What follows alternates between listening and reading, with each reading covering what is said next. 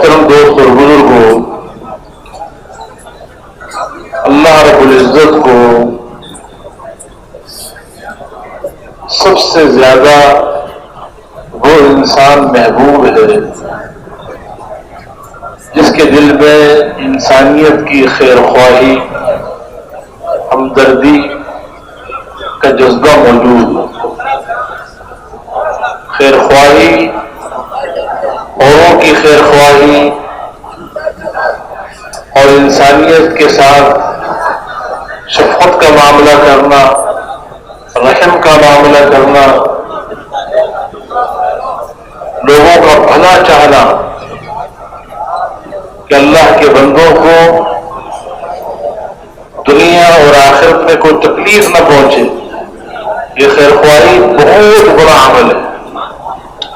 یہ اتنا بڑا عمل ہے کہ جناب رسول اللہ صلی اللہ علیہ وسلم نے ارشاد فرمایا کہ الدین والنصیحہ، دین سراسر خیر خواہی کا نام۔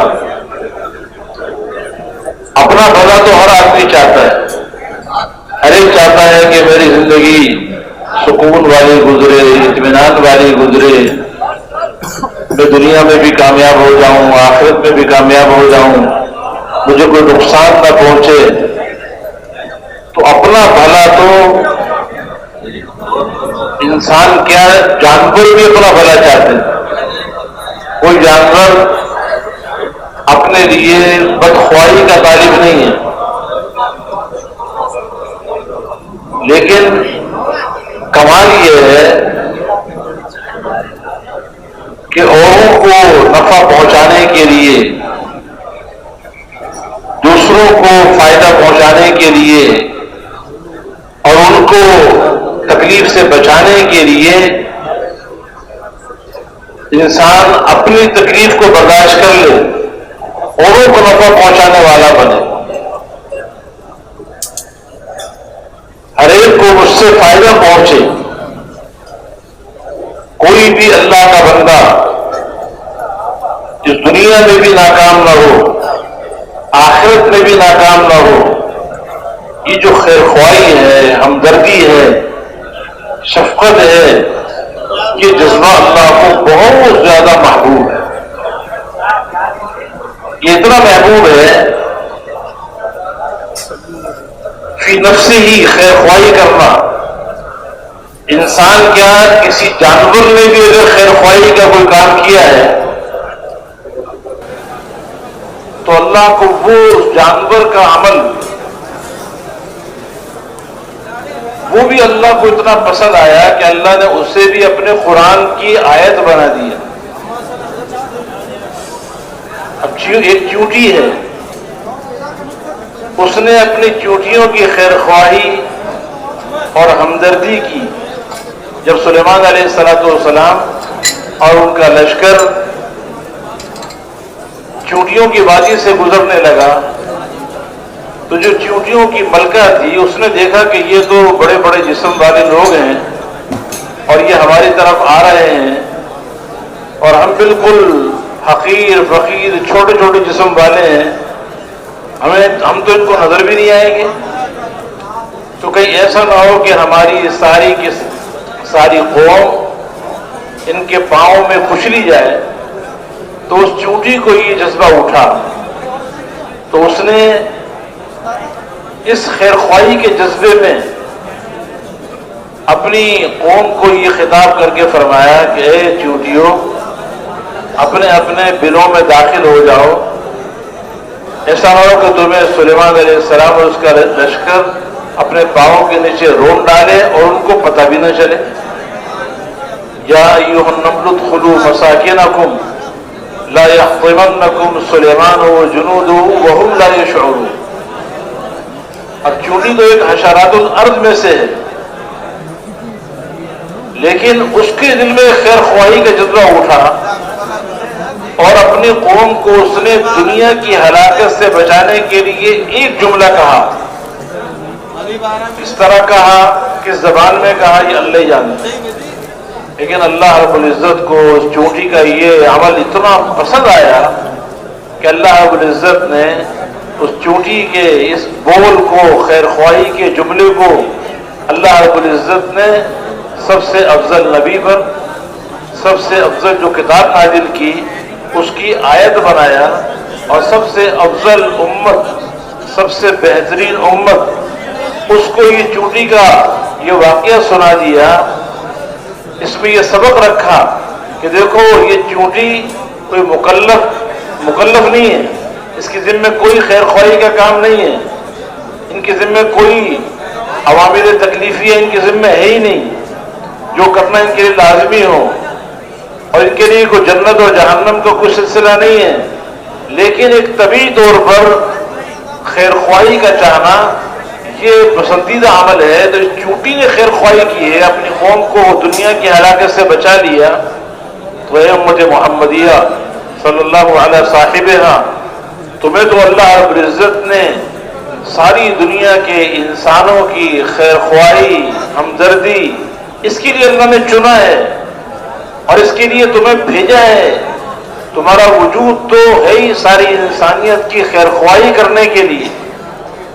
کنتم خیر امت اخرجت للناس تأمرون بالمعروف وتنہون عن المنکر وتؤمنون باللہ۔ تمہیں تو بھیجا ہی ساری انسانیت کے نفع کے لیے ہے، تم ساری امتوں میں بہتر ہو۔ تو جب ایک چونٹی بھی اپنی قوم کا نقصان برداشت نہیں کرتی، اس کے دل میں بھی قوم کو فائدہ پہنچانے کا جذبہ ہے، تو تمہیں کتنا جذبہ تمہارے دلوں میں ہونا چاہیے۔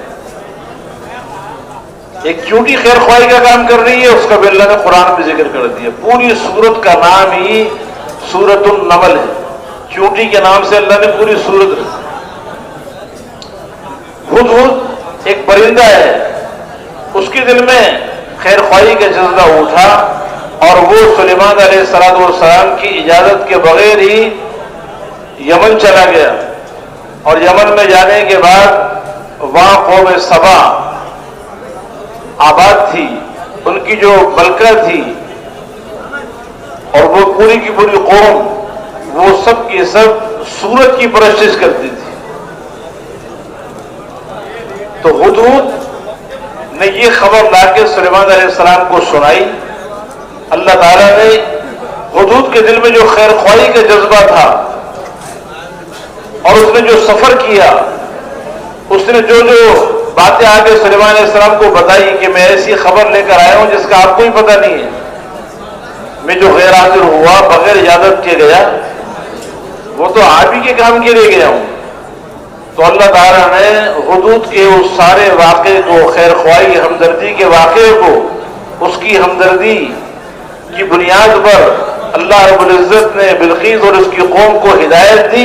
اس کا سارا واقعہ اللہ نے قرآن میں سنا، اس امت کو بتانے کے لیے کہ یہ تو پرندہ ہے، اس کے ذمے یہ کام نہیں ہے، لیکن اس نے بھی خیر خواہی کا عمل کیا ہے تو اللہ کو اتنا پسند آیا کہ اللہ رب العزت نے اس پرندے کی خیر خواہی کے عمل کو اتنا پسند کیا کہ امت محمدیہ کو یہ سنایا جا رہا ہے اور یہ بتانے کے لیے کہ دیکھو تمہارا دنیا میں آنا یہ ساری انسانیت کو دنیا اور آخرت کی ہلاکت سے بچانے کے لیے۔ یہ جو دعوت کی محنت ہے، نبیوں کو جو کام اللہ دے کے بھیجا کرتے ہیں، اس کی بنیاد ہی خیر خواہی پر ہے۔ ہر نبی ان سے اپنی قوم کا خیر خواہ ہوتا ہے، ہمدرد ہوتا ہے۔ انی لکم ناصح امین۔ ہر نبی اپنی قوم کو اس راستے کی دعوت دیتا ہے جو راستہ دنیا اور آخرت میں کامیابی دلانے والا ہے۔ دلوں کے اندر سے غلط یقین نکل کر صحیح یقین دلوں کے اندر آئے، اللہ کی نافرمانی سے توبہ کر کے ہر انسان اللہ کی فرما برداری کرنے والا بنے، اللہ کی رضا والی زندگی گزارنے والا بنے۔ اس کے لیے ہر نبی اپنی قوم کو دعوت بھی دیتا، ان کے بعد خود چل کے جاتا، اور دعوت دینے کے بعد یہ صاف کہتا ہے کہ دیکھو میں تم سے اس پر کوئی اجرت نہیں مانگتا ہوں، بلکہ میں تمہیں جو دعوت دے رہا ہوں میں تمہارا خیر خواہ ہوں، میں تمہارا ہمدرد ہوں، اور امانت داری کے ساتھ جو اللہ کا پیغام مجھ تک پہنچا ہے وہ پیغام میں تمہیں پہنچا رہا ہوں۔ آج میرے محترم دوست و بزرگوں، آج نفسانیت کا ماحول ہے، ہر آدمی اپنی زندگی بنانا چاہتا ہے، اپنا نفع چاہتا ہے۔ حضور اکرم صلی اللہ علیہ وسلم نے ایک امت تیار کی، ایک مجموعہ بنایا، ایسی امت آپ نے بنائی کہ اگر ایک بھی انسان اس امت کا اللہ کو ناراض کر کے اپنی دنیا اور آخرت کو بگاڑ رہا ہے تو اس کے لیے پوری کی پوری امت بے چین ہو جاتی تھی۔ جیسے حضور اکرم صلی اللہ علیہ وسلم کے سینے مبارک میں انسانیت کی ہمدردی کا جذبہ بہت اعلیٰ درجے کا تھا، اس لیے کہ اللہ تعالیٰ نے آپ کو حکم دیا کہ میرے پیارے نبی، یا ایھا المدثر قم فانذر، اے کملی والے آپ کھڑے ہو جائیے اور لوگوں کو اللہ کے عذاب سے ڈرائیے، وربک فکبر، اور اپنے رب کی بڑائی کو بیان کیجیے۔ انذار کا طریقہ کیا بتایا کہ اللہ کی بڑائی کو خوب بیان کریں۔ جب اللہ کی بڑائی اور عظمت دلوں میں اترے گی تو پھر اللہ کے ہر حکم کو پورا کرنا آسان، اللہ کی نافرمانی سے بچنا آسان ہو جائے گا۔ اس دل کی زمین کو اللہ کے غیر سے پاک کرنا، اللہ کے غیر کا تعصر دلوں سے نکل جائے، اللہ کے غیر کا خوف، اللہ کے غیر سے امیدیں یہ دل کے اندر سے کٹ جائیں اور اللہ ہی سے امیدیں وابستہ ہو جائیں، اللہ ہی کا خوف دلوں کے اندر بیٹھ جائے، اللہ کی ذات پر اعتماد، توکل اور بھروسہ یہ دل کی زینت بن جائے، تو حضور اکرم صلی اللہ علیہ وسلم کو اللہ رب العزت نے اس کا حکم دیا۔ اب اس حکم کو پورا کرنے کے لیے آپ کے دل میں اللہ نے ساری انسانیت کی ہمدردی اور شفقت کو بھرا، اور اس ہمدردی اور شفقت میں آپ نے اتنا آگے بڑھے کہ آپ امت کی تکلیف کو دیکھ نہیں سکتے۔ ایک انسان دنیا میں رہ رہا ہے لیکن وہ ایمان کے بغیر زندگی گزار رہا ہے، اللہ کے احکامات کے خلاف زندگی گزار رہا ہے، دنیا کی ساری سہولتیں اس کے پاس موجود ہیں لیکن ایمان کے بغیر وہ نہ اس دنیا میں کامیاب ہو سکتا ہے نہ آخرت میں۔ تو حضور اکرم صلی اللہ علیہ وسلم ایسے بے ایمان اور نافرمان لوگوں کے لیے پیشین دیتے تھے اور اتنا ان کا غم کھاتے تھے،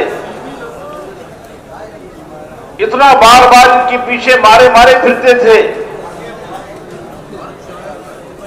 اور ان کی ہدایت کے لیے دن میں ان کے پیچھے مارے پھر رہے ہیں اور ایک ایک انسان کے بعد بار بار جا رہے ہیں، ایک ایک کافر کے بعد بار بار جا رہے ہیں، اور وہ کفار مکہ آپ کو تکلیف پہنچا رہے ہیں، ایذا پہنچا رہے ہیں، نعوذ باللہ آپ کا مذاق اڑا رہے ہیں، آپ کو دھکے دے رہے ہیں، آپ کے ساتھ بہت زیادہ بدتمیزی کا معاملہ کر رہے ہیں، لیکن چونکہ آپ کے دل میں اپنی امت کی خیر خواہی ہمدردی بہت زیادہ تھی، کیا کوئی باپ اپنی اولاد سے اتنی محبت کرے گا جو حضور اکرم صلی اللہ علیہ وسلم کو اپنی امت کے ساتھ؟ کوئی ماں اپنی اولاد پہ اتنی شفیق نہیں ہوتی جتنا نبی اپنی امت پر شفیق ہوتا. آپ ان لوگوں کی ایذا کے باوجود، آپ کا مقام نہ پہچاننے کے باوجود، سخت ترین تکلیف برداشت کرنے کے باوجود آپ ان کے پاس جانا چھوڑتے نہیں تھے، بار بار جاتے تھے، بار بار جاتے تھے. اور جب رات کا اندھیرا آتا تھا تو رات کو اٹھ کر پوری امتیوں کے لیے اللہ سے ہدایت کی دعائیں مانگتے. یا ایھا المزمل قم اللیل الا قلیلا، اس لیے کہ دل تو اللہ کے ہاتھ میں، ہدایت اللہ دیتے ہیں، انسان کے ذمے محنت ہے، ہدایت انسان کے ہاتھ میں نہیں ہے، وہ اللہ کے ہاتھ میں. تو دن میں اللہ کی مخلوق کو اللہ کی طرف متوجہ کرنا اور انہیں اللہ کی طرف بلانا. یا ایھا الناس قولوا لا الہ الا اللہ تفلحوا، اے لوگوں لا الہ الا اللہ کہہ دو، اللہ کے علاوہ کوئی معبود نہیں، کوئی مقصود اور مطلوب نہیں، کوئی محبوب نہیں، اللہ کے علاوہ کوئی جی لگانے کے قابل نہیں، اللہ کے علاوہ کوئی کام بنانے والا نہیں، اللہ کے علاوہ کوئی مشکل کشا نہیں، اللہ کے علاوہ کوئی حاجت روا نہیں. اس لیے ایک اللہ کو اپنے دلوں کے اندر بٹھا لو، اللہ پر توکل اور اعتماد کر لو اور اسی کے حکموں کے پابند بن کے زندگی گزارو، کامیاب ہو جاؤ. دن میں آپ یہ آواز لگا رہے ہیں اور مخلوق کو خالق کی طرف متوجہ کر رہے ہیں، اور رات کو اللہ سے رو رو کر اللہ کی رحمت کو اللہ کے بندوں کی طرف متوجہ کر رہے ہیں. اپنی عاجزی کا اظہار، اپنی عاجزی کا اعتراف کہ اللہ مجھ سے کچھ نہیں ہوگا، تو نے حکم دیا محنت کرنے کا، میں محنت کر رہا ہوں لیکن اس کا حق ادا نہیں کر سکا. اللہ تو انسانوں کے دلوں کو اپنی طرف پھیر. راتوں کو ان کے سامنے، اللہ کے سامنے انسانیت کے لیے آنسو بہا رہے ہیں. دعوت اور دعا یہ نبی کے دو بڑے بڑے کام ہوتے ہیں. تو دن کی محنت میں بھی آپ اتنا آگے بڑھے، اتنا آگے بڑھے کہ آپ سارا دن بے چین رہتے، ساری رات تڑپتے رہتے. تو اللہ تعالیٰ کو بھی آپ پر رحم آیا. اللہ تعالیٰ آسمان سے آیتیں اتار رہے ہیں. فَلَعَلَّكَ بَاخِعٌ نَفْسَكَ عَلَىٰ آثَارِهِمْ إِن لَّمْ يُؤْمِنُوا بِهَٰذَا الْحَدِيثِ أَسَفًا. اے میرے پیارے نبی، کیا آپ ان لوگوں کے ایمان نہ لانے کے غم میں اپنے آپ کو ہلاک کر ڈالیں گے؟ لَعَلَّكَ بَاخِعٌ نَفْسَكَ عَلَىٰ آثَارِهِمْ إِن لَّمْ يُؤْمِنُوا بِهَٰذَا الْحَدِيثِ أَسَفًا. لَعَلَّكَ بَاخِعٌ نَفْسَكَ أَلَّا يَكُونُوا مُؤْمِنِينَ. کیا ان کے ایمان نہ لانے کی وجہ سے آپ اپنے گلے کو گھونٹ ڈالیں گے؟ فَلَا تَذْهَبْ نَفْسُكَ عَلَيْهِمْ حَسَرَاتٍ. ایسا نہ ہو کہ ان نافرمانوں اور بے ایمانوں پر حسرت کرتے کرتے، افسوس کرتے کرتے، آہیں بھرتے بھرتے آپ کی جان ہی نہ چلی جائے. ان علیک الا البلاغ، آپ کی ذمہ تو پہنچا دینا ہے، آپ کی ذمہ ہدایت نہیں ہے. انک لا تہدی من احببت ولکن اللہ یہدی من یشاء. آپ جس کو چاہیں گے اس کو ہدایت نہیں دے سکتے، لیکن اللہ جس سے ہدایت دینا چاہیں اس کو ہدایت ملے گی. لست علیہم بمسیطر، آپ کو داروغہ بنا کے نہیں بھیجا گیا، آپ کی ذمہ محنت ہے، لیکن آپ اتنی زیادہ محنت میں لگے، انسانیت کی خیر خواہی، ہمدردی کو ایسا آپ نے کام بنایا کہ جس اللہ نے آپ کو یہ حکم دیا تھا انسانیت کی خیر خواہی کا، ہمدردی کا، اور انسانیت کو اللہ کی طرف بلانے کا، جہنم کے راستے سے ہٹا کر جنت کے راستے پہ ڈالنے کا، وہ اللہ خود کہہ رہا ہے کہ میرے نبی اپنی جان کا خیال کریں، اپنی جان کو ہلاکت میں نہ ڈالیں. اللہ نے حکم دیا آپ کو کہ آپ لوگوں پر محنت کریں، دعوت کا حکم اللہ کی طرف سے آیا ہے، لیکن آپ اتنا زیادہ اس میں آگے بڑھے کہ اللہ کو خود رحم آ گیا، اور پتہ نہیں کتنی آیتیں جو اللہ تعالیٰ نے آپ کی دل کی تسلی کے لیے ہوتا ہے کہ میں نبی کا دل زیادہ غمگین نہ ہو۔ آج تو دلوں کے اندر پیسے کا غم ہے، مال کیسے بڑھانا ہے، جس کے پاس مال نہیں ہے وہ مال بڑھانے کے لیے پریشان، جس کے پاس زیادہ مال ہے وہ اس مال کی حفاظت کے لیے پریشان۔ آج تو دنیا کے غم دلوں میں بھرے ہوئے ہیں، آخرت کا غم دلوں سے نکلتا جا رہا ہے، اور آخرت کے بنانے کا غم اپنی بھی ساری انسانیت کی، یہ غم ایسا ہے کہ اس غم کے اندر بھی اللہ نے سکون رکھا۔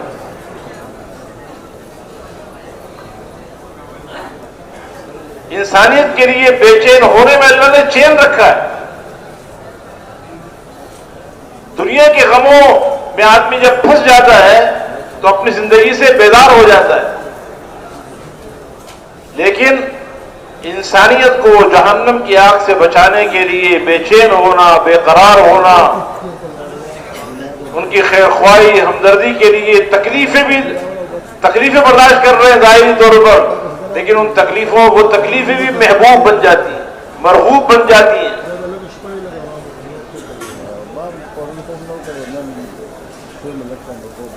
تو حضور اکرم صلی اللہ علیہ وسلم انسانیت کے لیے بے چین، بے قرار، اتنا زیادہ کہ اللہ تعالیٰ تسلی دے رہے ہیں۔ کتنا آپ کے دل میں امت کا غم تھا، اور کتنے آپ امت کے لیے بے چین تھے کہ ایک طرف اپنے پورے جسم کو تھکا رہے ہیں اور لوگوں کے پاس مارے جا رہے ہیں۔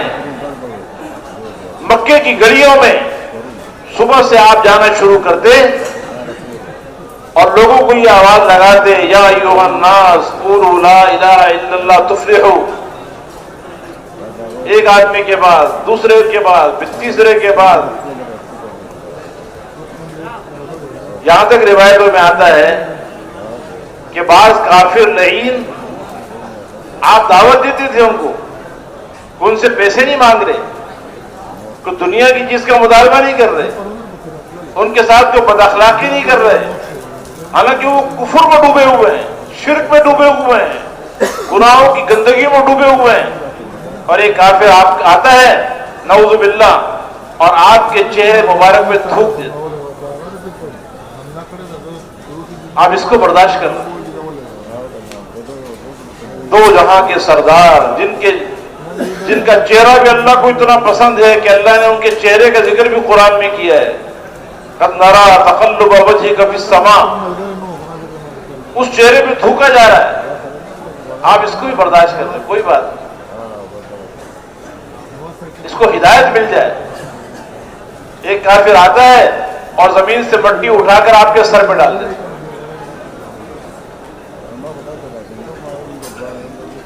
آپ اس کو بھی برداشت کر رہے ہیں۔ کوئی کہہ رہا ہے کہ آپ جادوگر ہیں، نعوذ باللہ، کوئی آپ کو کہتا ہے کہ آپ مجنون ہو گئے ہیں، کوئی کہہ رہا ہے کہ آپ شاعر ہیں، پتہ نہیں کیا کیا بدتمیزی کے الفاظ، لیکن حضور اکرم صلی اللہ علیہ وسلم اس کو برداشت کرتے ہیں، اور اتنا زیادہ اس کی آپ محنت کر رہے ہیں کہ صبح سے آپ نے یہ شروع کیا ہے، آدھا دن گزر گیا اور آپ مسلسل لوگوں کے پاس جا رہے ہیں اور انہیں اللہ کی طرف بلا رہے ہیں، اور وہ آپ کے ساتھ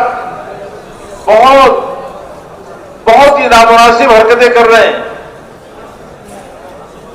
پھر آپ تھک ہار کے تھوڑا بیٹھ جاتے ہیں تو ایک بچی آتی ہے جس کے ہاتھ میں لوٹا ہے، اس لوٹے میں پانی ہے، وہ آپ کو لوٹا دیتی ہے، آپ پانی سے اپنے چہرے کو صاف کرتے ہیں، اپنی مٹی وغیرہ اپنے پہ ہٹاتے ہیں۔ تو ایک صاحب جو اس وقت تک مسلمان نہیں ہوئے تھے، انہوں نے کہا کہ جب میں نے یہ دیکھا تو میں نے اپنے ساتھی سے پوچھا کہ یہ بچی کون ہے؟ تو انہوں نے کہا کہ یہ ان کی بیٹی زینب رضی اللہ تعالیٰ عنہ۔ اب آپ اندازہ لگاؤ کہ باپ کے ساتھ یہ معاملہ ہو رہا ہو تو بیٹی پہ کیا گزری، لیکن آپ نے یہ سب برداشت کیا انسانیت کو دنیا اور آخرت کی ہلاکت اور بربادی سے بچانے کے لیے. اور یہ کوئی ایک دن کا واقعہ نہیں ہے، روزانہ یہ واقعات پیش آتے تھے. 13 سال تک ایسے مکے میں محنت کی گئی ہے.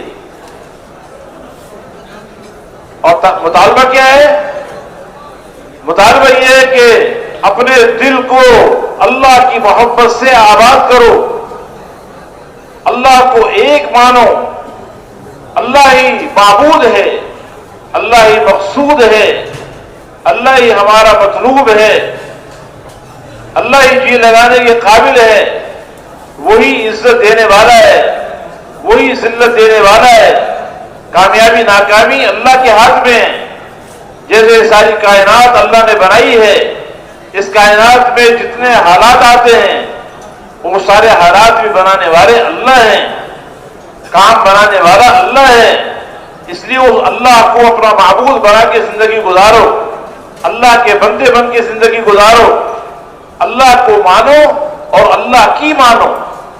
اللہ نے دنیا میں بھیجا ہے اپنی رضا حاصل کرنے کے لیے، اس لیے اللہ کی رضا جوئی کے کاموں میں اپنے آپ کو لگاؤ، اللہ کی نافرمانی سے اپنے آپ کو بچا لو.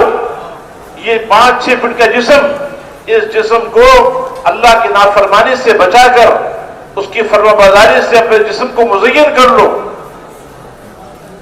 اور اپنے آپ کو خواہشات کی تیروں میں لگانے کے بجائے احکامات کے پابند بن کی زندگی گزارو.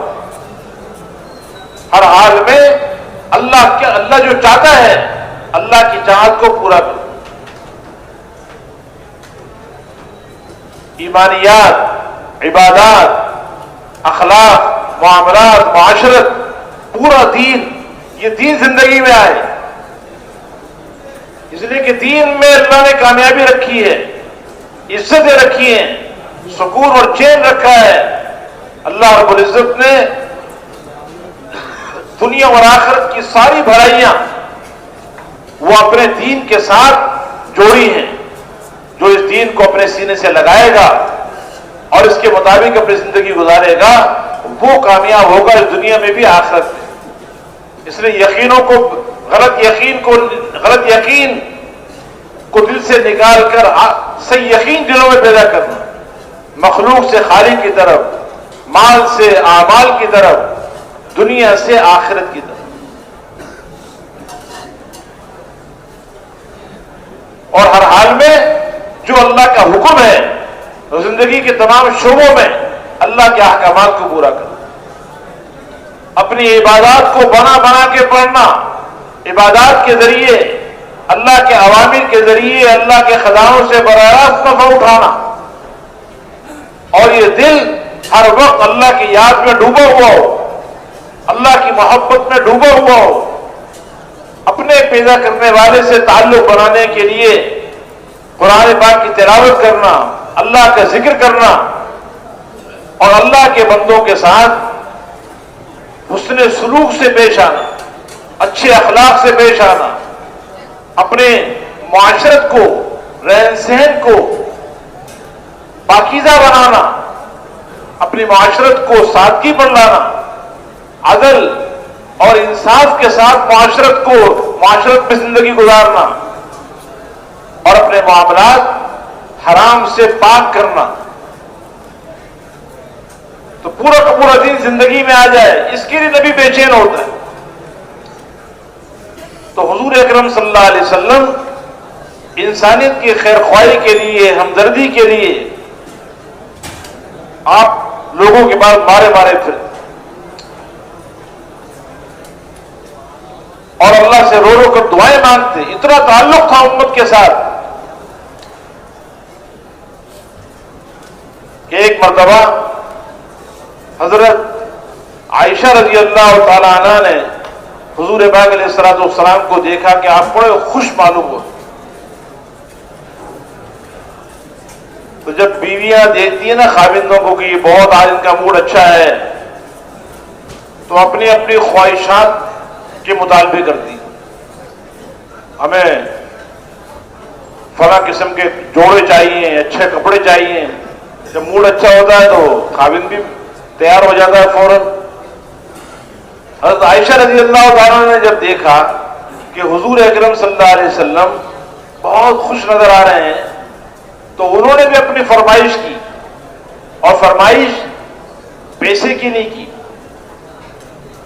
زیورات کی نہیں کی، اعلیٰ سے اعلیٰ عمدہ کپڑوں کی فرمائش نہیں کی، کوئی اچھے بنگلے کی خواہش نہیں کی. اس لیے کہ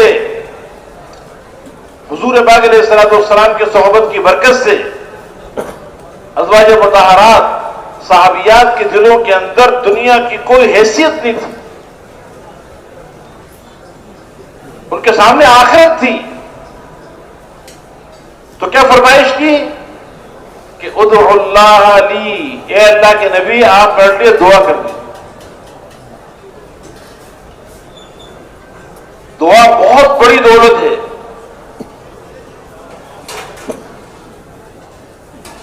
اللہ کے نبی کا آج مزاج بہت اچھا معلوم ہو رہا ہے، طبیعت اچھی معلوم ہو رہی ہے، میں اللہ سے آپ اپنے لیے دعا کروا لوں، مغفرت کی دعا کروا لوں. آج دعا بھی کرواتے ہیں تو دنیا ہی کی کرواتے ہیں.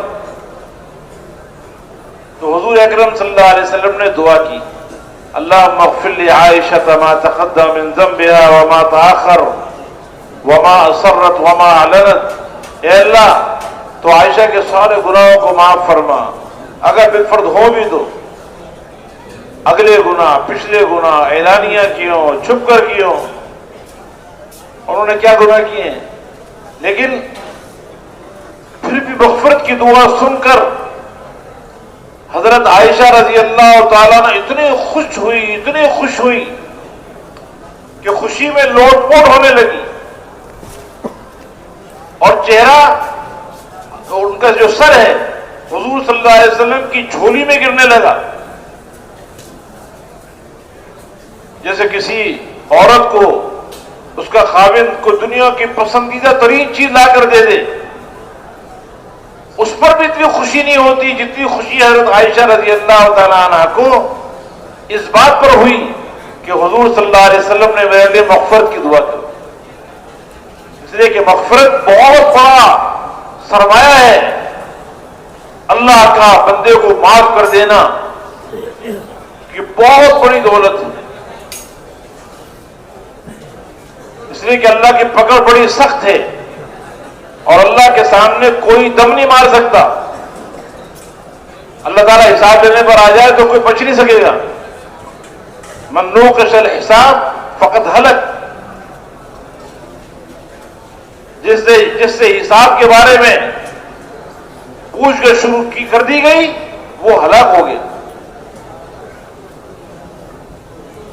تو حضرت عائشہ رضی اللہ تعالیٰ عنہ اتنی خوش ہو رہی ہے مغفرت کی دعا سن کر کہ دو جہاں کے سردار میں میرے لیے دعا کر. تو حضور اکرم صلی اللہ علیہ وسلم نے فرمایا کہ عائشہ ایسرک کی دعائی، کیا میری دعا کی وجہ سے تو بہت خوش ہو رہی ہو؟ تو عرض کیا کہ اللہ کے نبی، دو جہاں کے سردار، آپ نے میرے لیے دعا کر دی، میں کیوں خوش نہ ہوں؟ تو حضور اکرم صلی اللہ علیہ وسلم نے ارشاد فرمایا کہ عائشہ یہ دعا جو میں نے تمہارے لیے آج کی ہے، یہ دعا میں اپنی امت کے لیے ہر نماز میں کرتا ہوں. انہا لدعوتی لامتی فی کل صلاۃ. جو دعا اپنی بیوی کے لیے ان کے مطالبے پہ اللہ کے نبی کر رہے ہیں، زندگی میں ایک مرتبہ مطالبہ کیا ہے اور ان کے لیے دعا کی ہے. امت سے اتنا تعلق ہے آپ کا کہ اپنی امت کے لیے آپ روزانہ دعا کرتے تھے ہر نماز میں کہ اللہم اغفر لامتی ما تقدم من ذنبها وما تاخر وما اسرت وما اعلنت. اے اللہ میری امت کے سارے گناہوں کو معاف کر، اگلے گناہ، پچھلے گناہ، اعلانیہ کیوں، چھپ کر کیوں. اب اگر ہر نماز سے مراد فرض نماز لی جائے تو 5 نمازیں فرض ہیں، گویا کہ 5 مرتبہ تو آپ دعا کرتے ہی تھے. اور اگر نماز سے مراد عام لیا جائے، چاہے فرض ہو یا نفل ہو، تو آپ اندازہ لگاؤ کہ کہ حضور اکرم صلی اللہ علیہ وسلم 5 مرتبہ فرض نمازوں میں اور اس کے علاوہ جب بھی نفل پڑھتے ہوں گے امت کے لیے مغفرت کی دعا کرتے ہوں گے، تو حضور سے اس سے معلوم ہوا کہ حضور صلی اللہ علیہ وسلم کا تعلق اپنی بیوی سے زیادہ امت کے ساتھ، اتنے امت کے لیے آپ بے چین ہیں کہ روزانہ امت کے لیے پتہ نہیں کتنی مرتبہ دعائیں کر رہے ہیں۔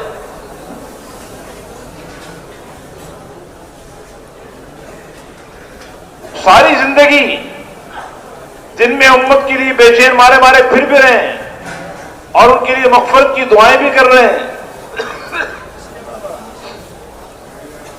رات کو اللہ کے سامنے امت کے لیے آنسو بہا رہے ہیں، اور جو موقع بھی ایسا آیا کہ جس موقع پر اللہ بہت خوش ہو کر دعائیں قبول کرتے ہیں، تو کوئی موقع ایسا نہیں آیا جس میں امت کو آپ نے یاد نہ کیا۔ آپ دنیا سے پردہ فرما رہے ہیں، دنیا سے پردہ فرماتے ہوئے آپ نے اپنے نواسوں کے لیے وصیت نہیں کی، اپنے خاندان والوں کے لیے کوئی وصیت نہیں کی، اپنے بیوی بچیوں کے لیے کوئی وصیت نہیں کی۔ آپ دنیا سے پردہ فرما رہے ہیں تو امت کو وصیت کر کے جا رہے ہیں۔ کیا؟ الصلاۃ وما ملکت ایمانکم، اے میرے امتیوں، نماز کا اہتمام کرنا، اپنے ماتحتوں کا خیال رکھنا، اس لیے کہ نماز دین کا بہت اہم رکن ہے۔ جس نے نماز کی حفاظت کی، اللہ اس کی حفاظت کرتا ہے، اور جو نماز کو ضائع کرتا ہے اللہ اسے ضائع کر دیتے ہیں۔ نماز کتنی اہم عمل ہے کہ حضور صلی اللہ علیہ وسلم دنیا سے پردہ فرماتے ہوئے امت کو نماز کی تلقین کر کے جا رہے ہیں کہ دیکھو نماز نہ چھوڑنا، اس لیے کہ آپ نے زندگی میں امت کو یہ بتایا تھا کہ الصلاۃ عماد الدین، من اقامها فقد اقام الدین ومن ترکها فقد ہدم الدین۔ نماز دین کا ستون ہے، جس نے نماز کو قائم کیا اس نے پورے دین کو قائم کیا، اور جس نے نماز کو چھوڑ دیا اس نے پورے دین کو ڈھا دیا۔ نماز کا مقام دین میں ایسا ہے جیسے جسم میں سر کا ہوتا، بغیر ہاتھ کے آدمی جی سکتا ہے، بغیر پاؤں کے آدمی جی سکتا ہے، لیکن بغیر سر کے انسان کا وجود نہیں ہوتا۔ تو جو نماز کا اہتمام نہیں کرتے وہ تو پورے دین کو برباد کر رہے ہیں۔ ایک نماز کا چھوڑ دینا جان بوجھ کر، اس کو کافروں کا عمل بتایا ہے۔ جس نے ایک نماز جان بوجھ کر چھوڑ دی اس نے وہ کام کیا جو کافروں کا کام۔ اسلام اور کفر کے درمیان فرق کرنے والی چیز نماز ہے۔ نماز کسوٹی ہے پوری زندگی کی، جس کی نماز بن گئی اس کی پوری زندگی بن گئی، جس کی نماز جاندار اس کی زندگی شاندار۔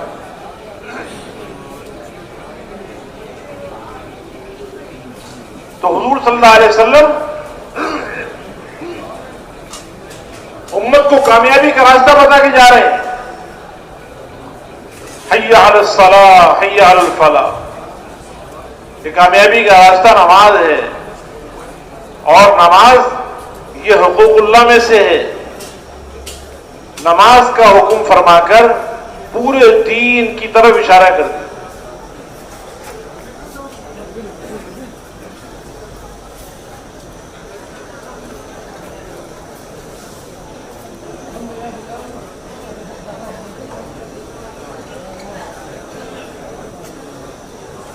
وما ملکت ایمانکم، اپنے ماتحتوں کا خیال رکھنا، اس پہ حقوق العباد کا اشارہ کر دیا. گویا کہ جاتے جاتے دنیا سے پردہ فرماتے ہوئے آپ کو امت کی کامیابی، کہ میری امت کامیاب ہو جائے، دنیا اور آخرت کی ناکامیوں سے بچ جائے، اس کا راستہ آخر میں بھی بتا کر گئے، وصیت کر کے گئے کہ حقوق اللہ کا بھی خیال رکھو، حقوق العباد بھی. تو دین نام ہی دونوں چیزوں کا ہے، ایک حصہ حقوق اللہ کا ہے اور ایک باقی جو ہے وہ حقوق العباد ہے. تو دنیا سے پردہ فرماتے ہوئے بھی آپ امت کو نہیں بھولے، اتنا امت کے ساتھ آپ کا تعلق ہے. زندگی میں آپ نے ایک مرتبہ حج کیا، وہی آپ کا پہلا حج ہے اور وہی آپ کا آخری حج ہے، حجۃ الوداع. اور حج کے اندر جو سب سے اہم ترین رکن ہے وقوف عرفہ، جس کے بغیر حج ہوتا ہی نہیں ہے. جب وہ موقع آیا وقوف عرفہ کا، جس وقوف عرفات کے موقع پر اللہ رب العزت اپنے بندوں کی طرف اللہ کی رحمت اتنی متوجہ ہوتی ہے کہ اللہ تعالیٰ خوب مغفرت کے فیصلے کرتے، بس دینے ہی دینے کا کام. اپنے بندوں پر خاص اللہ کی رحمتیں نازل ہوتی ہیں. تو جب آپ وقوف عرفات میں پہنچے ہیں، پہلی مرتبہ زندگی میں یہ موقع ملا، پہلی مرتبہ اور آخری مرتبہ. تو آپ نے اول وقت میں ظہر کی نماز پڑھائی اور پھر عصر کو جمع کیا. ظہر عصر عرفات میں جمع کی جاتی ہے. اور پھر آپ اپنی اونٹنی پہ سوار ہو کر جبل رحمت پہ جو پہاڑ ہے وہاں تشریف لے گئے اور یہ آپ نے وقوف فرمایا. غروب شمس تک، سورج کے غروب ہونے تک، اپریل کا مہینہ ہے، سخت گرمی کا موسم ہے، 4-4.5 گھنٹے کا وقفہ ہوتا ہے تقریباً. اب اس پہ وقوف پہ دعائیں زیادہ کرنی ہوتی ہیں، تو حضور پاک علیہ السلام دعائیں کرتے رہے. عام طور پہ جو دعا ملتی ہے وقوف عرفات میں آپ سے، وہ ایک دعا زیادہ ملتی ہے. کیا؟ اللہم اغفر لامتی، اللہم اغفر لامتی، اللہم اغفر لامتی. اے اللہ میری امت کو معاف فرما، اے اللہ میری امت کو معاف فرما. 4-4.5 گھنٹے تک امت کے لیے مغفرت کی دعائیں مانگنا، سب دھوپ کے اندر اونٹنی پہ سوار ہو کر. آپ اندازہ لگاؤ کتنے لوگ جو بیت اللہ پہ جاتے ہیں، حج پہ جاتے ہیں، وقوف عرفات پہ جاتے ہیں. کوئی اپنے بیوی بچوں کے لیے دعائیں مانگ رہا ہوتا ہے، کوئی اپنے کاروبار کے لیے دعائیں مانگ رہا ہوتا ہے، کوئی اپنے دنیا کے مسائل کے حل کرانے کے لیے دعائیں مانگ رہا ہوتا ہے.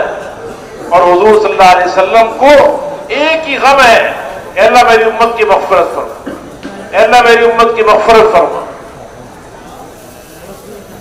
کتنا آپ کا تعلق ہوگا امت کے ساتھ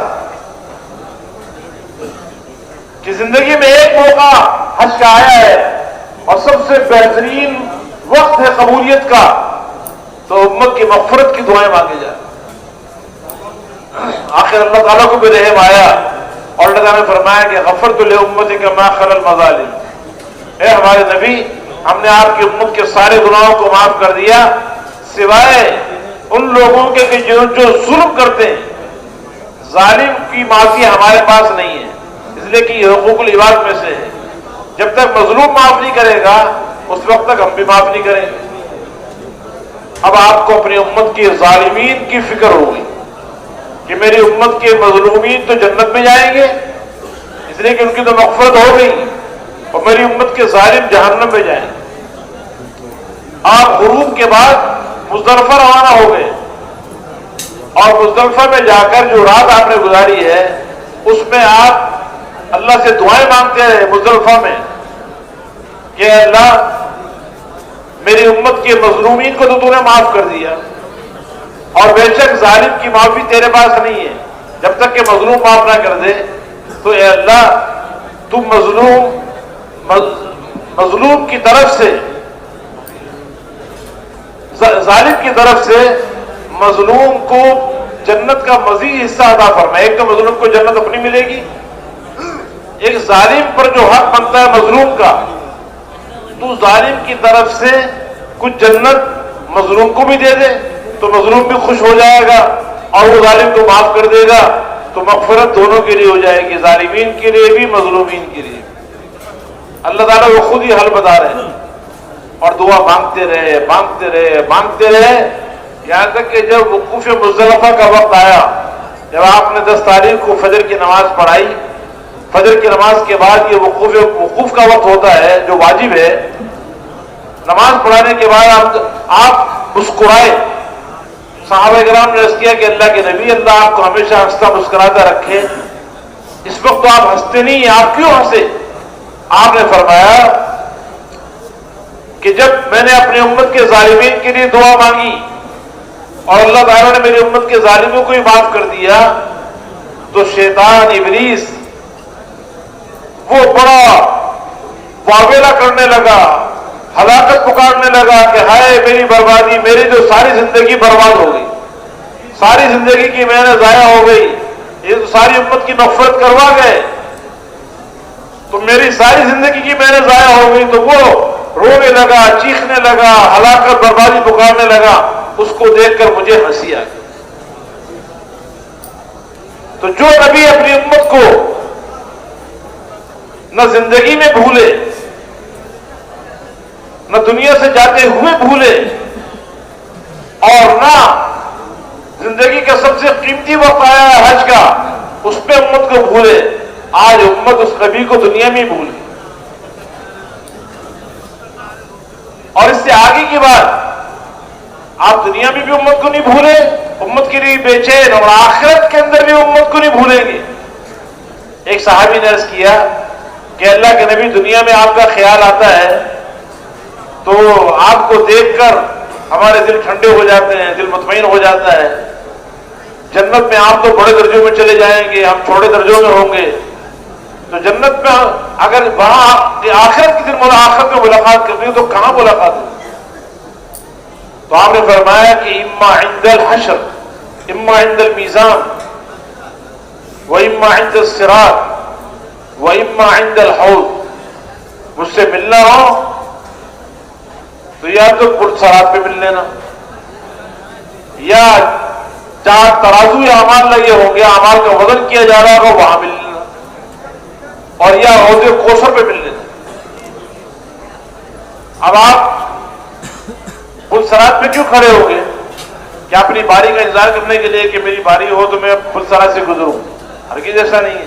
اس لیے کہ آپ تو پل صراط سے بجلی کی رفتار سے بھی زیادہ تیزی سے گزر جائیں. آپ کیوں کھڑے ہوں گے؟ آپ اس لیے کھڑے ہوں گے کہ میرا کوئی امتی پل صراط سے کٹ کر جہنم میں نہ گر جائے. میزان عدل پہ آپ کیوں کھڑے ہوں گے؟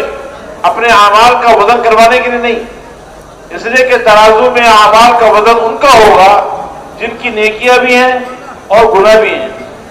آپ کے تو گناہ کوئی ہے ہی نہیں، آپ تو معصوم ہیں، آپ کی ساری زندگی نیکیاں ہی نیکیاں ہیں، تو آپ کے اعمال کا وزن تو ہونا ہی نہیں ہے، آپ تو بغیر وزن اعمال کی جنت میں چلے جائیں گے. پھر آپ کیوں کھڑے ہوں گے؟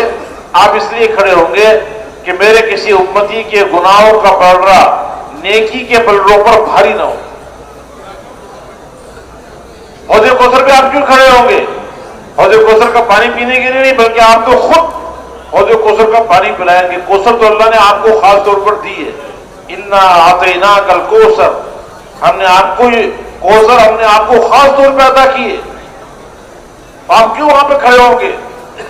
وہاں اپنی امت کو اپنے ہاتھوں سے اپنی امت کو حوض کوثر کے جام پلانے کے لیے کھڑے ہوں گے. تو قیامت کے دن بھی آپ امت کو نہیں بھولیں گے. یہاں تک کہ آپ نے ارشاد فرمایا کہ اللہ رب العزت مجھے قیامت کے دن مقام محمود پیش کرے گا. یہ ایک خاص مقام ہے جو صرف حضور پاک علیہ السلام کو دیا جائے گا، جس کی ہم دعا کرتے ہیں اذان کے بعد. جو دعا ہے اس کے اندر یہ دعا بھی کرتے ہیں اللہم آت محمدا الوسیلۃ والفضیلہ والمقام المحمود الذی وعدتہ. یہ مقام محمود یہ ایک خاص مقام ہے جو حضور پاک علیہ السلام کو دیا جائے گا. تو آپ نے فرمایا کہ مجھے مقام محمود پیش کیا جائے گا لیکن میں اس پر بیٹھوں گا نہیں، اس خوف سے کہ ایسا نہ ہو کہ یہ اڑا کر مجھے جنت الفردوس میں لے جائے اور میری امت پیچھے رہ جائے. لیکن چونکہ یہ اللہ کی بہت بڑی نعمت ہے، اس نعمت کی قدردانی کے لیے میں اس پہ اپنا ہاتھ رکھ دوں گا کہ اللہ مجھے تیری نعمت قبول ہے، لیکن اس وقت تک میں اس پہ بیٹھوں گا نہیں جب تک کہ اپنی امت کو جنت پہ داخل نہ کرا.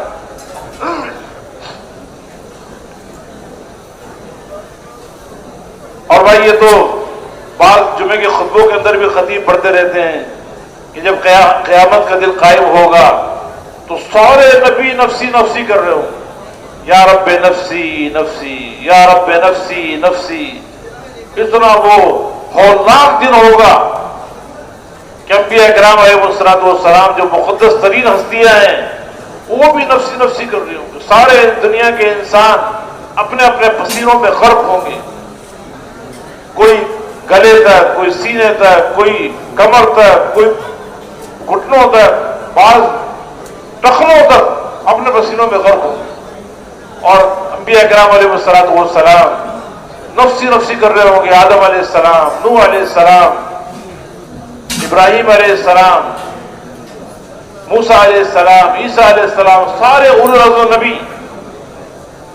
اور حضور اکرم صلی اللہ علیہ وسلم اس وقت بھی کہہ رہے ہوں گے یا رب امتی امتی یا رب امتی امتی.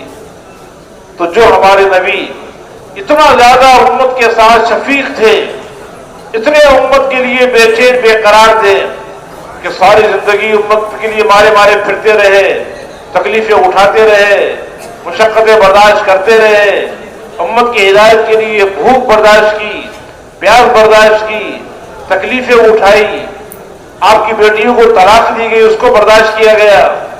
آپ کو طائف کے اندر بہت زیادہ ستایا گیا، اس کو برداشت کیا. مکے کی گلیوں میں آپ کو تکلیفیں پہنچائی گئی، اس کو آپ نے برداشت کیا. روزانہ امت کے لیے پتہ نہیں کتنی مرتبہ دعائیں کرتے رہے. حج کے موقع پر بھی امت کو نہیں بھولے، دنیا سے پردہ فرماتے ہوئے بھی امت کو نہیں بھولے، اور پل صراط پر بھی نہیں بھولیں گے، اور میدان عدل پر بھی نہیں بھولیں گے، اور حوض کوثر پر بھی نہیں بھولیں گے، اور قیامت کا دن جب قائم ہوگا حساب کا اس دن بھی نہیں بھولیں گے. آج میرے محترم دوست بزرگوں، ہم اپنے نبی کو دنیا میں ہی بھول گئے. حالانکہ وفاداری کا تقاضا یہ تھا کہ ہم اس دنیا کے اندر بھی اپنے نبی کے ساتھ ایسے وفادار ہوں گے کہ نبی والی زندگی کو اپنے سینے سے لگاتے اور اپنے آپ کو اپنے نبی کے رنگ میں رنگ لیتے. اللہ کے ہر حکم کو حضور اکرم صلی اللہ علیہ وسلم کی خوبصورت خوشبودار زندگی کے ساتھ مزین کر لیتے، معطر کر لیتے. اپنی ایمانیات میں، عبادات میں، اخلاق میں، معاملات میں، معاشرت میں، زندگی کے ہر شعبے میں، گھر کی زندگی میں، باہر کی زندگی میں، کاروبار کی زندگی میں، جو جو زندگی کے شعبے ہیں ہر شعبے میں حضور اکرم صلی اللہ علیہ وسلم کی ایک ایک سنت کو اپنے سینے سے لگا دے، اور پھر حضور صلی اللہ علیہ وسلم کی اس مبارک زندگی کو لے کر جیسے آپ مارے مارے پھرتے تھے مکے کی گلیوں میں، اور جیسے آپ کے صحابہ کرام آپ کی جتنا آپ سے زیادہ تعلق والے تھے، انہوں نے جس طرح اس زندگی کو لے کر ساری دنیا میں اللہ کا پیغام پہنچانے کے لیے نہ اپنی جان کی پرواہ کی، نہ اپنے مال کی پرواہ کی، اپنی زندگیاں قربان کر دی. 1,24,000 صحابہ کرام حضور پاک علیہ السلام کے پروانے حجۃ الوداع کے اندر موجود تھے. جب آپ نے ذمہ داری کو اجتماعی طور پر منتقل کیا کہ آپ حاضرین غائبین تک اس پیغام کو پہنچائیں، تو معاشی کے حج ادا کرنے کے بعد صحابہ کرام ساری دنیا میں اللہ کا پیغام لے کر گئے، اور پوری دنیا میں حضور صلی اللہ علیہ وسلم والی مبارک زندگی کو عام کرنے کی محنت کی ہے. اور اس محنت کو کرتے کرتے انسانیت کی ہمدردی میں اور خیر خواہی میں جیسے حضور صلی اللہ علیہ وسلم کو صحابہ کرام نے دیکھا کہ آپ کے دل میں کوئی دنیا کا غم نہیں، آپ کے دل میں آخرت کی فکر ہے، انسانیت کی ہمدردی ہے، انسانیت کی خیر خواہی کا جذبہ ہے، اسی پہ آپ کی زندگی لگ رہی ہے، تو آپ کے صحابہ کرام نے بھی اسی پہ اپنی زندگی لگائی، آپ کے ازواج مطہرات نے بھی اسی کے لیے زندگی قربان کر دی، اپنی ساری خواہشات کو ذبح کر دیا، آپ کے سارا خاندان اس کے لیے قربان ہو گیا، آپ کے صحابہ کرام اس کے لیے قربان ہو گئے، دنیا کی خواہشات کا خون کیا آخرت کو بنانے کے لیے، انسانیت کو جہنم کی آگ سے بچانے کے لیے، اور پوری دنیا میں اللہ کے پیغام کو لے کے پہنچے۔ تو وفاداری کا تقاضا تو یہ تھا، جیسے صحابہ کرام نے حضور اکرم صلی اللہ علیہ وسلم والی زندگی کو اپنایا، آپ کے ساتھ دل سے محبت بھی کی، آپ کی زندگی سے بھی محبت کی، آپ کے ایک عمل کو اپنی زندگی میں اتارا، آپ کی ایک سنت کو اپنے سینے سے لگایا، اور آپ والے غم کو، آپ کی فکر کو، آپ کے مقصد کو، آپ کے دنیا میں آنے کا جو اصل کام تھا، دعوت اللہ والا کام، انسانیت کے خیر خواہی ہمدردی والا کام، اس کام کو اپنا کام بنا کر دنیا کے تقاضوں کو قربان کر کے اللہ کے دین کو دنیا میں زندہ کرنے کے لیے، انسانیت کی ہمدردی کے لیے پوری دنیا میں گئے۔ تو ہم بھی اسی طرح ایسے وفادار بنتے اپنے نبی کے، جو نبی ہم سے اتنا تعلق رکھنے والا ہے کہ نہ اپنے کھانے کی اسے پرواہ ہے، نہ اپنے ضروریات کی پرواہ انہوں نے کی ہے، دنیا کی زندگی تکلیفوں میں گزار دی، مشقتوں میں گزار دی، کھانے کی تکلیف، پینے کی تکلیف، مکان چھوٹے چھوٹے، کپڑا بھی بقدر ضرورت بھی پورا نہیں ہے، لیکن اس کے باوجود آپ نے انسانیت اور امت کے لیے اپنا سب کچھ قربان کیا۔ تو اس نبی کے ساتھ وفاداری کا تقاضا یہ تھا کہ ہم بھی اپنا سب کچھ اسی پہ قربان کریں۔ جنہوں نے قربان کیا اللہ نے انہیں کتنا مقام دیا۔ حضرت خدیجہ رضی اللہ تعالیٰ عنہ ایک عورت ہے، حضور پاک علیہ السلام پر ایمان لے آئی، تو آپ پر ایسی وفاداری آپ کے ساتھ کی ہے، آپ کے غم میں کوئی ایسا اپنا غم بنایا ہے، آپ کی زندگی کو ایسا اپنایا ہے کہ اپنا سارا مال جو خود کمایا ہوا تھا حضور صلی اللہ علیہ وسلم پر، اللہ کے دین پر سارا قربان کر دیا، اور بالکل خالی ہو گئی، غریب ہو گئی۔ تو اللہ کی طرف سے پیغام آ رہا ہے کہ اے خدیجہ، اے محمد صلی اللہ علیہ وسلم، یہ آپ کی بیوی خدیجہ ہے، ان سے کہیے کہ اللہ تعالیٰ آپ کو سلام کہہ رہا ہے۔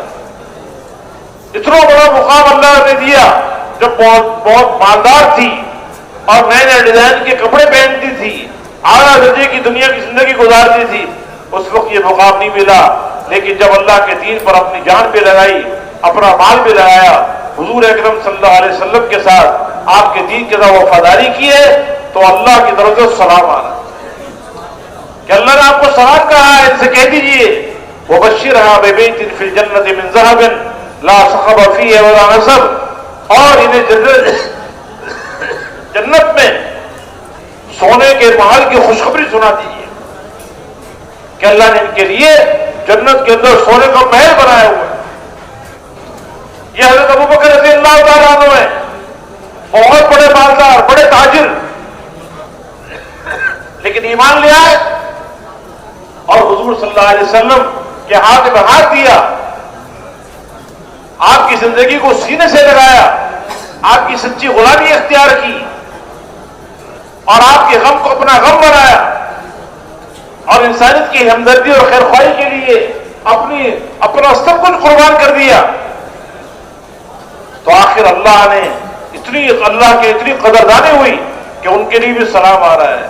آپ بیٹھے ہوئے ہیں اور جبرائیل علیہ السلام تشریف لائے، حضور پاک علیہ السلام سے پوچھ رہے ہیں کہ یہ کون ہے آپ کے ساتھ؟ فرمایا کہ ابوبکر ہیں رضی اللہ تعالیٰ عنہ۔ انہیں کیا ہوا؟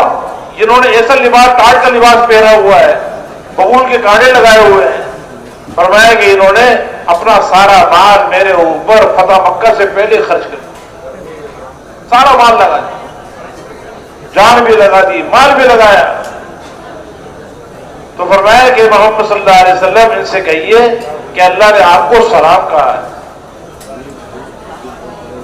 اس سے بڑا کیا مقام ہوگا کہ خود سلام بھیجے۔ اللہ تعالیٰ سلام ہے، اور اللہ تعالیٰ خود سلام بھیج رہے ہیں ابو بکر رضی اللہ تعالیٰ، اور ان سے یہ کہی کہ اللہ تعالیٰ پوچھ رہے کہ ابو بکر کیا تم اس حال میں مجھ سے راضی ہو، اس فقر کے اندر؟ تو جب حضرت ابو بکر رضی اللہ عنہ کو حضور پاک نے فرمایا تو وہ بڑے رونے لگے اور روتے روتے کہا کہ انا عن ربی راض، میں اپنے رب سے راضی ہوں، میں اپنے رب سے راضی ہوں، میں اپنے رب سے راضی ہوں۔ تو جو حضور صلی اللہ علیہ وسلم کی غلامی اختیار کرنے والے اور آپ والے غم کو، آپ والی محنت کو، اپنی محنت اور اپنا غم بنانے والے،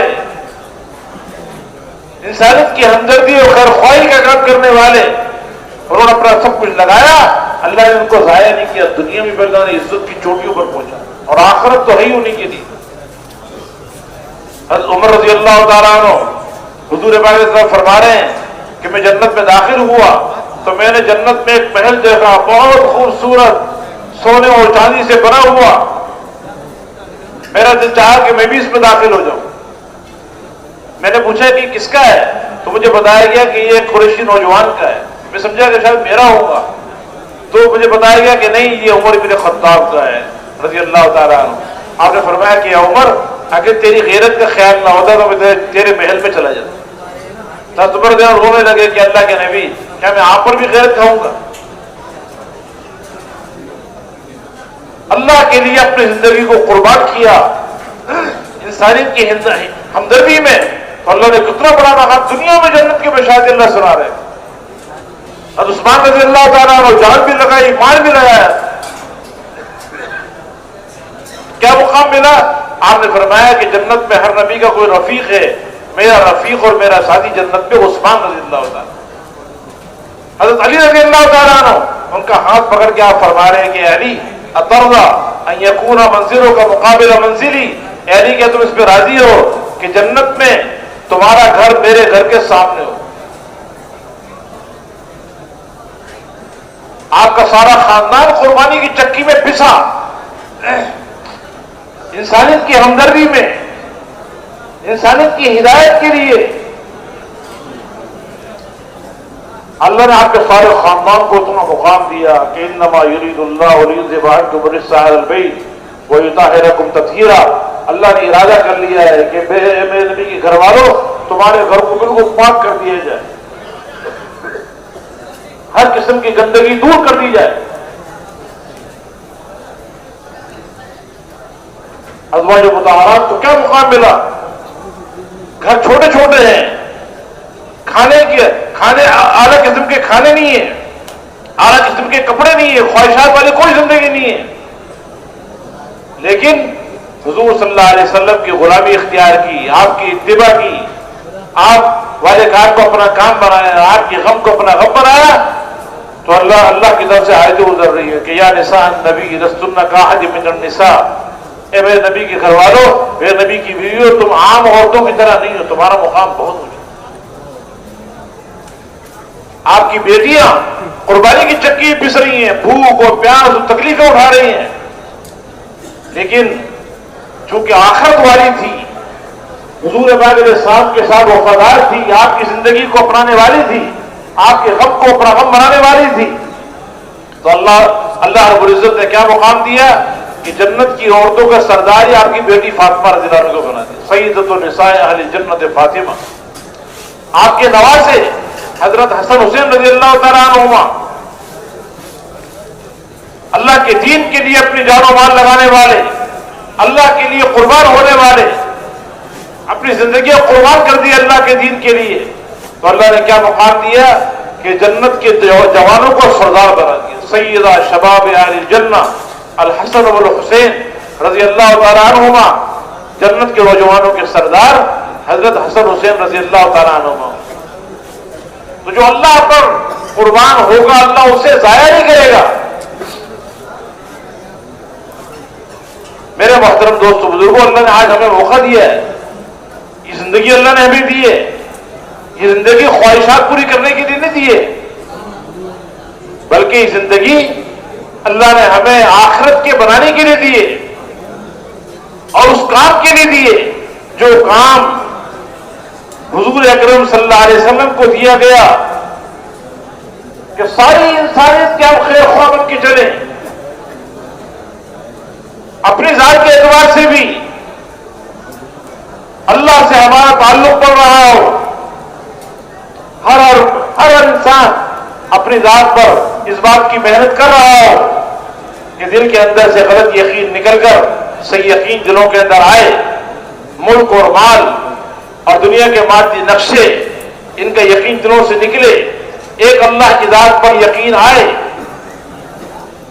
اور اللہ کے احکامات سے زندگی بننے کا یقین ہو، اور پھر اپنے اللہ کے احکامات کو صحیح یقین کے ساتھ، صحیح طریقے کے ساتھ، صحیح جذبے کے ساتھ، اللہ کو راضی کرنے کے جذبے کے ساتھ، فضائل کے استحضار سے، نفس کے مجاہدے کے ساتھ اللہ کے ہر حکم کو پورا کرنے والے بنے، عبادات کو صحیح نہج پیدا کرنے والے بنے، نمازوں کو بنانے کی محنت کرنے والے بنے،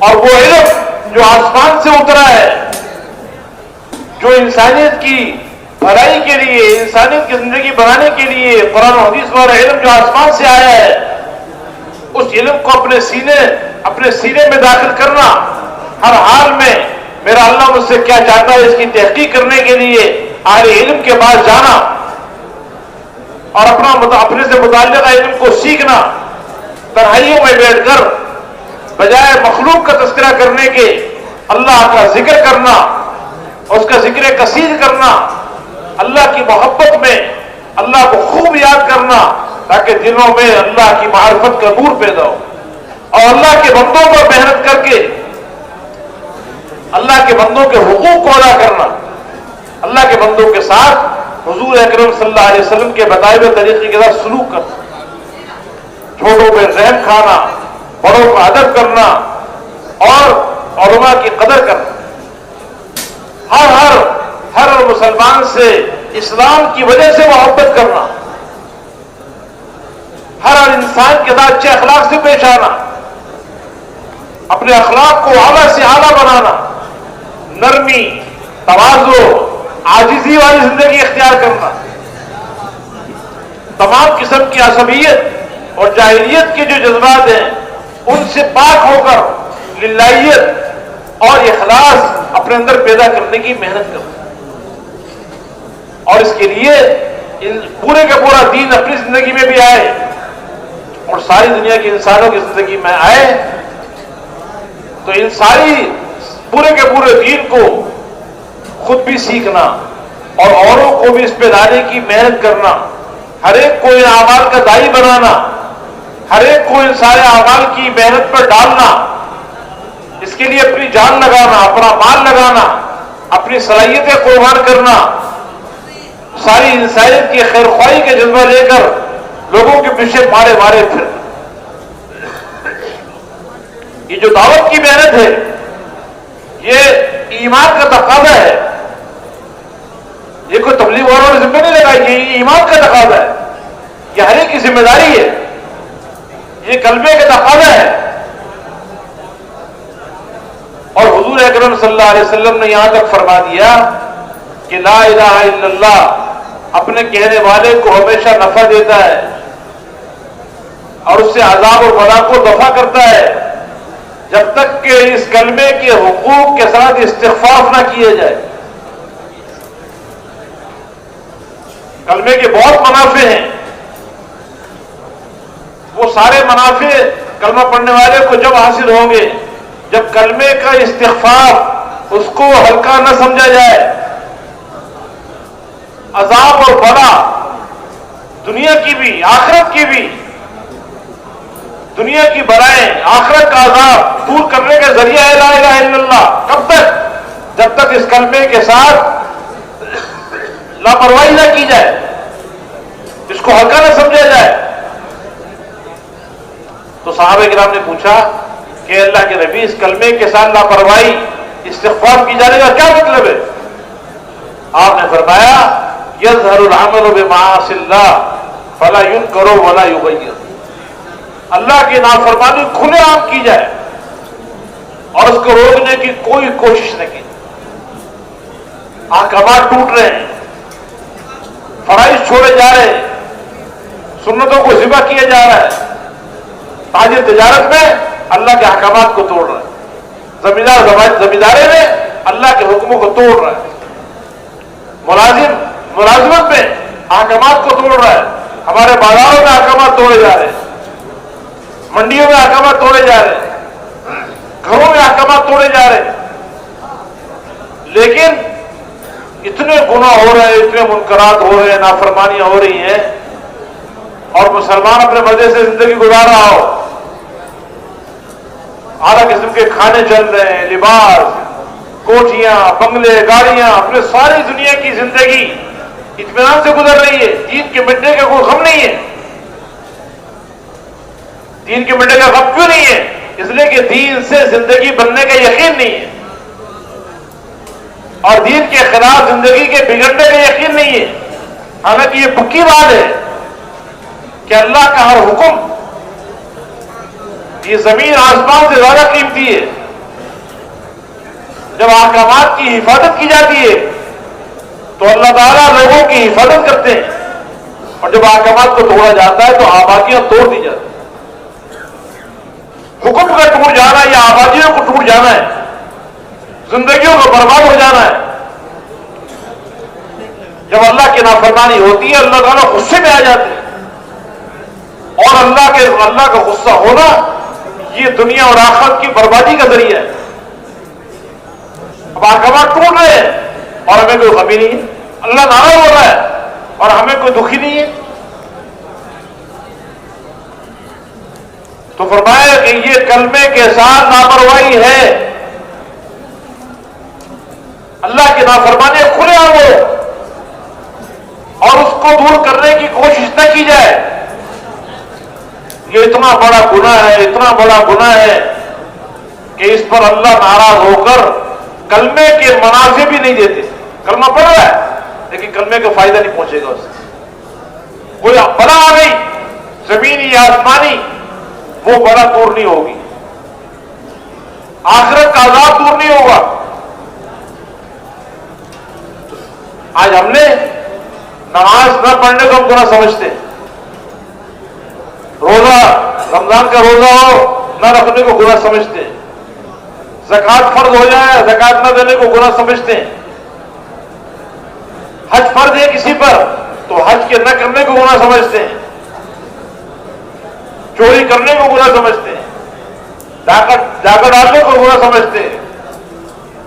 لیکن وہ محنت جس محنت سے نمازیں زندہ ہو، روزہ انسانوں کی زندگی میں آئے، زکوٰۃ زندہ ہو، حج والا عمل زندہ ہو، اللہ کی نافرمانیاں مٹ جائیں، چوری ختم ہو، ڈاکہ ختم ہو، رشوت ختم ہو، سود خوری ختم ہو، جھوٹ اور تمام کی تمام نافرمانیاں ختم ہو جائے، جس محنت کے ذریعے اس محنت کو نہ کرنے کو گناہ نہیں سمجھتے۔ اس کو کلمے کا استغفار قرار دیا گیا، یہ کلمے کے ساتھ لاپرواہی برت رہے ہیں۔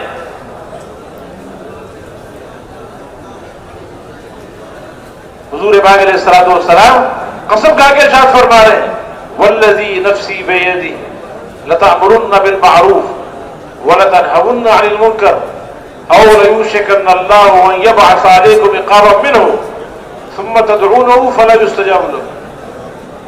قسم اس ذات کی جس کے قبضے میں میری جان ہے، نیکی کا حکم کرتے رہو، برائی سے منع کرتے رہو، نیکیوں کو پھیلانے کی محنت کرتے رہو، اللہ کی پسندیدہ زندگی کو زندہ کرنے کی محنت کرتے رہو، برائیوں کو مٹانے کی محنت کرتے رہو، ورنہ اللہ اپنا عذاب تم پہ مسلط کرے گا،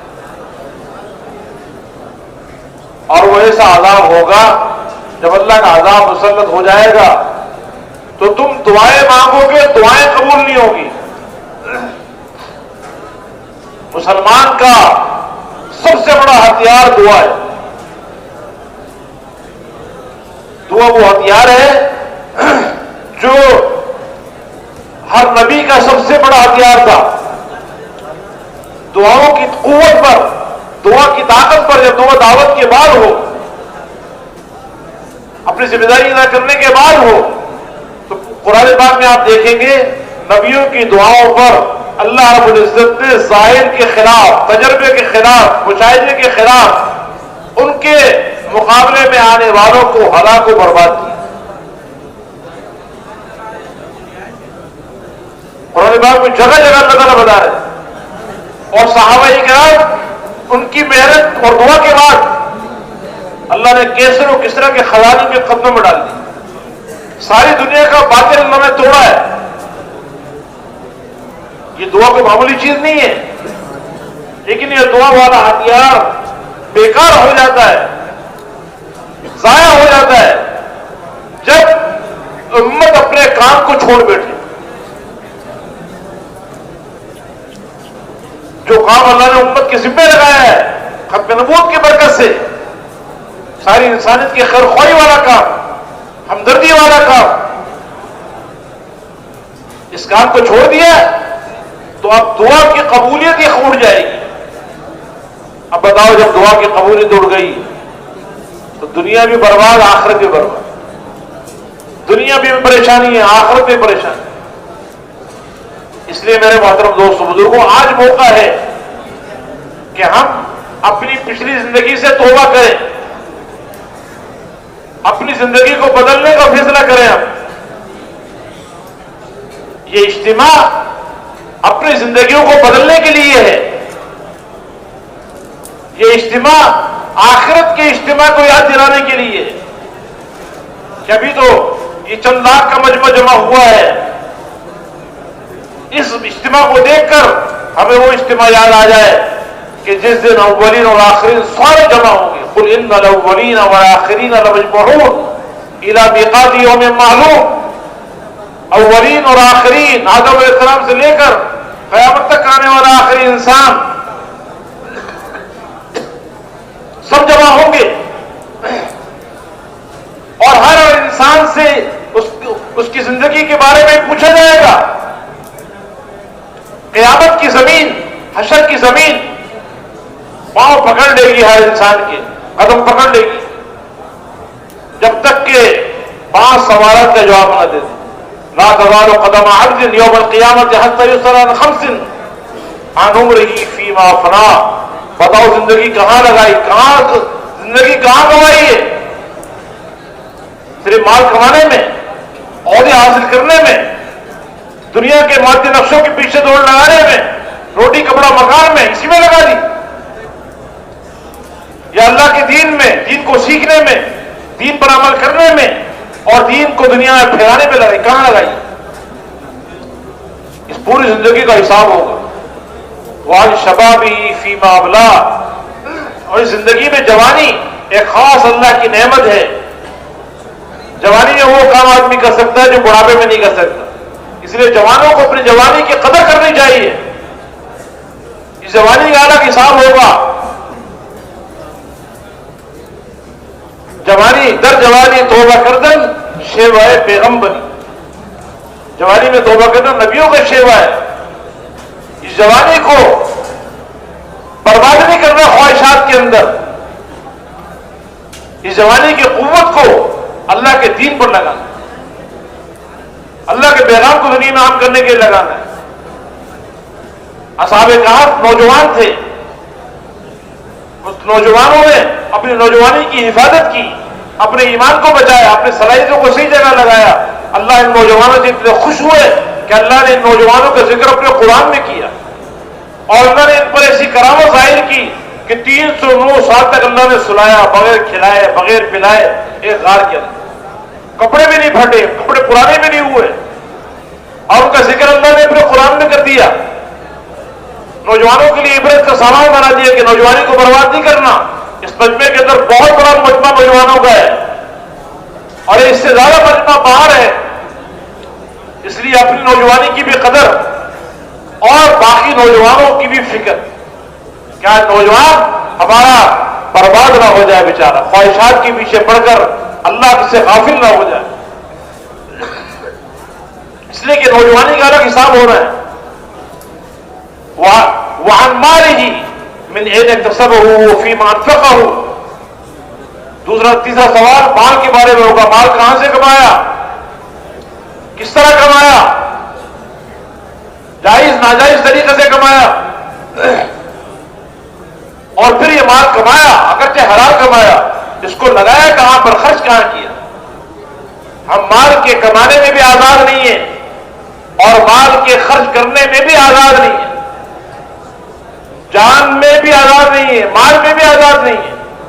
ہم ہر حال میں اللہ کے حکموں کے پابند ہیں. وَعَنْ عِلْمِهِ مَاذَا عَمِلَ بِهِ, اپنے علم پر کیا عمل کیا. یہ حساب سوالات ہونے ہیں قیامت کے دن. تو یہ اجتماع اس لیے ہے کہ اس کے ذریعے ہمیں آخرت کا اجتماع یاد آ جائے, اور ہم اس زندگی کو بنانے کے لیے, آخرت کو بنانے کے لیے اس زندگی کو ذریعہ بنائے جو اللہ نے دنیا دی ہے, دنیا کو بھی آخرت بنانے کا ذریعہ بنائے. اپنی بھی آخرت بنانے کے لیے, ساری انسانیت کی آخرت کو بنانے کے لیے ہم محنت کرنے والے بنے. اس لیے اپنے آپ کو بدل کر جانا ہے اجتماع میں. یہ فیصلہ کر کے جانا ہے کہ اب پچھلی طرح زندگی نہیں گزارنی.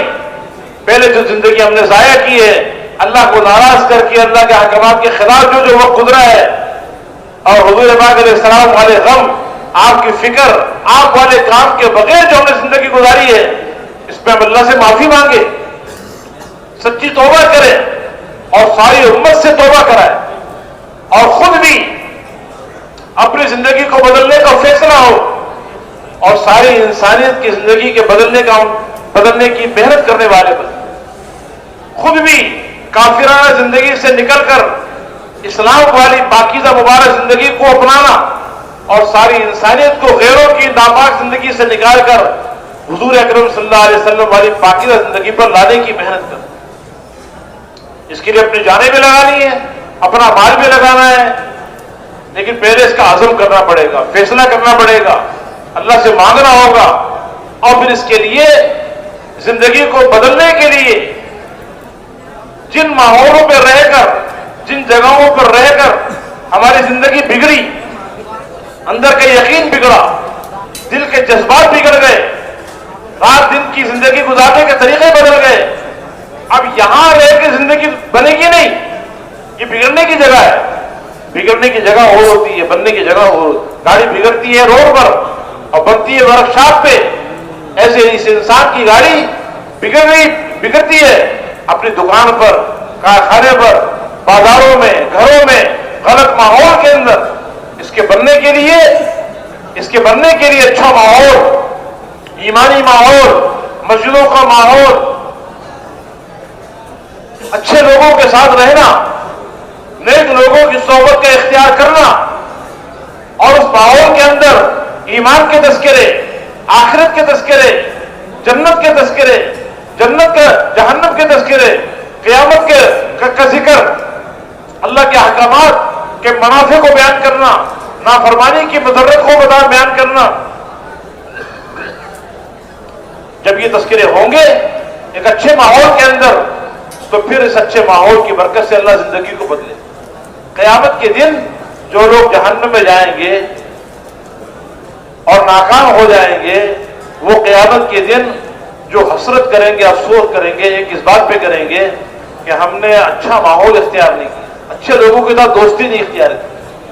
یا لیتنی لم اتخذ فلانا خلیلا لقد اضلنی عن الذکر بعد اذ جاءنی. کاش میں فلاں کو اپنا دوست نہ بناتا, اس کی دوستی اور اس کے ماحول نے مجھے بگاڑ دیا, اللہ سے غافل کر دیا. تو یہ اللہ کے راستے میں نکلنے کے لیے اس لیے کہا جاتا ہے کہ اللہ کے راستے میں نکل کر اچھے دوستوں کا صحبت اختیار کر کے مسجد کے ماحول میں رہ کر وہ مبارک زندگی جو دنیا اور آخرت میں کامیابی کا ذریعہ ہے, اس زندگی کی دعوت دینا, ایک دوسرے کو اس کے لیے تیار کرنا, اور ایک دوسرے کی اس پہ چلنے میں معاونت کرنا, ایک دوسرے کا مددگار بننا, یہ بہت بڑا ذریعہ ہے زندگیوں کو بدلنے کا. ہمیں پتہ ہی نہیں ہے دن گزارنا کیسے ہے, رات گزارنی کیسی ہے.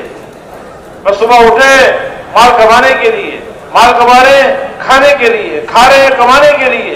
زندگی مسلمان کی زندگی کمانے کھانا ہی نہیں ہے. مسلمان کی زندگی تو ایک بہت بڑا مقصد کے ساتھ ہے. اس زندگی کو سیکھنے کے لیے یہ کہا جا رہا ہے کہ میں اپنے ماحول کو ذرا چھوڑیں, کچھ وقت کے لیے پہلے چھوڑیں اور اچھے ماحول میں جائیں, اللہ کے راستے میں نکلیں. اس سے دو طرفہ فائدہ ہوگا, اپنی زندگیوں میں صحیح رخ پر آئے گی, اور جو ساری امت کی ذمہ داری ہمارے اوپر ہے, انسانیت کی ہمدردی اور خیر خواہی والا کام, یہ بھی ہم سے زیادہ ہوگا اور امت کو بھی ہدایت ملے گی. اس کے لیے اپنی جانیں لگانا, اپنا مال لگانا, پوری دنیا میں جانے کی ہم نیت کریں. ساری دنیا میں اللہ کے پیغام کو لے کر جائیں گے انشاءاللہ. تو سارے بھائی نیت کرتے ہیں انشاءاللہ. آج تک جو ہم سے اس پہ کوتاہی ہوئی ہے, غفلت ہوئی ہے, اس پہ ہم اللہ سے معافی مانگیں. اب عزم کریں کہ انشاءاللہ ساری زندگی اس دین اسلام کو اپنے سینے سے لگانا ہے, اس دین کو سیکھنا ہے, اس پر عمل کرنا ہے, اور اس دین اسلام کو ساری دنیا میں عام کرنا ہے. ساری انسانیت کی خیر خواہی ہمدردی کے لیے اللہ کا کلمہ دنیا میں بلند ہو جائے اور اللہ کی پسندیدہ زندگی انسانیت کے اندر آ جائے, تاکہ کوئی بھی اللہ کا بندہ نہ دنیا میں ناکام ہو نہ آخرت میں ناکام. اس کے لیے بھائی نیت تو کرے کہ پوری دنیا میں جائیں گے انشاءاللہ.